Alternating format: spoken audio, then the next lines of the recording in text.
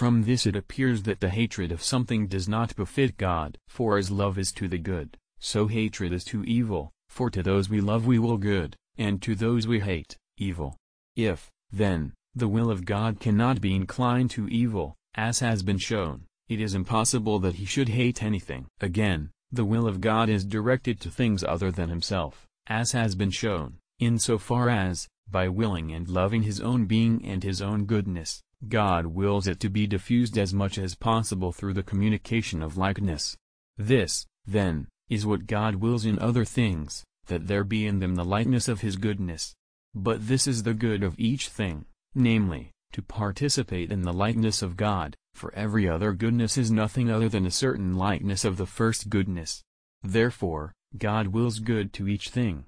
Hence, he hates nothing. Furthermore, from the first being all the others take the origin of their being.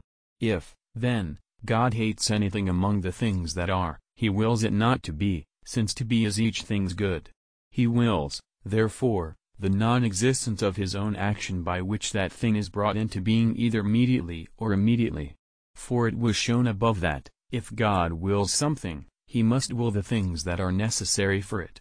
Now, this is impossible.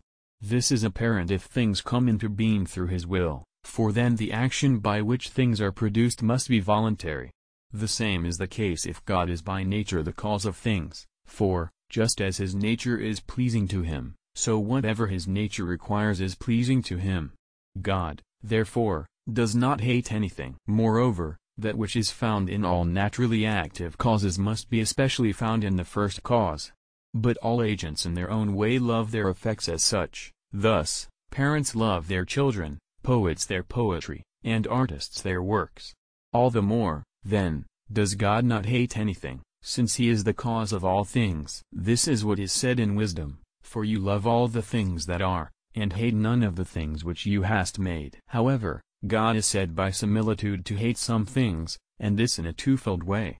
In the first way, because God, in loving things and by willing the existence of their good, wills the non-existence of the contrary evil.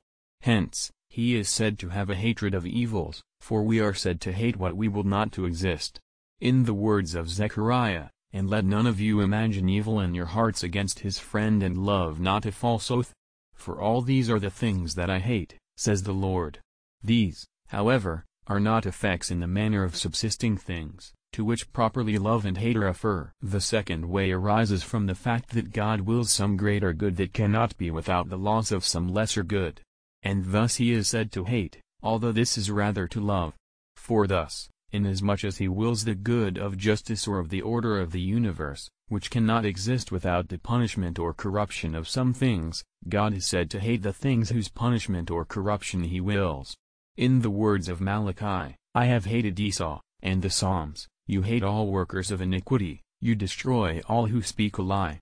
The bloody and the deceitful man the Lord will abhor."